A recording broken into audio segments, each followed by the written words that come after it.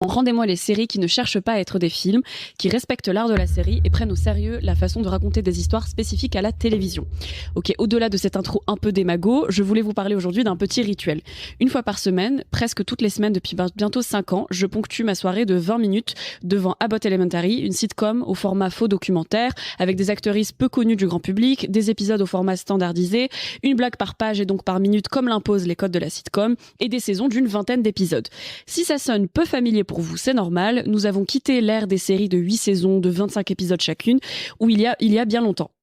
Avant d'être cinéphile, quand j'habitais dans une ville qui avait malheureusement pas beaucoup de salles de cinéma, ce qui m'a introduite à la dramaturgie et même tout simplement à la narration filmée, c'était les séries. J'ai plongé dans le bain de Grey's Anatomy à 12 ans, j'en ai aujourd'hui 25, la série n'est toujours pas terminée, elle a presque mon âge, et même si j'ai décroché, les intrigues inventées par Shonda Rhimes, la créatrice, m'ont bercé et raconté une certaine vision de l'Amérique et des relations humaines pendant très longtemps.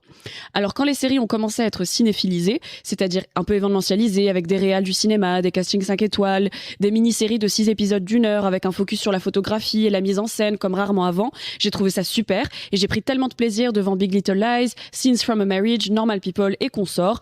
Et toutes ces séries cinéma qui prennent et passionnent le temps d'un week-end. Mais quand ces séries sont devenues la norme et que les plateformes ne se sont mises à produire que ça et à les publier par paquet de saisons entières le même jour, puis à attendre 3-4 ans pour sortir la saison suivante, là j'ai dit stop. Même quand c'est 3 ans pour donner une super saison 2 à Severance, je dis stop. Et même quand les plus grandes stars du cinéma s'invitent sur le petit écran, je dis toujours stop.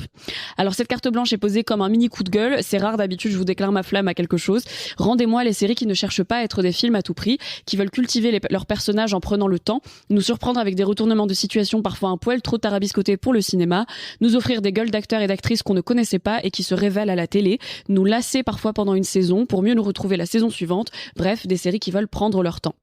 Alors le slogan HBO des années 90, ce n'est pas de la télé, c'est HBO, it's not TV, it's HBO, a permis de faire émerger des voix folles et uniques, comme les personnes derrière Les Sopranos, Sex and the City ou Curb Your Enthusiasm, mais c'est aussi une vision de la télévision qui est devenue parasite une fois récupérée par les plateformes de SVOD,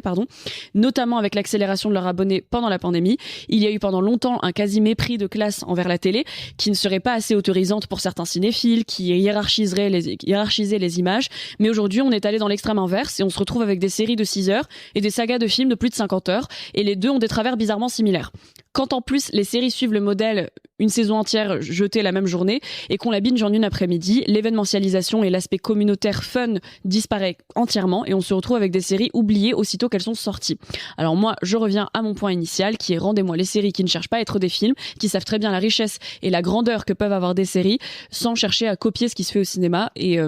regarder Scandale et regarder Abbott Elementary.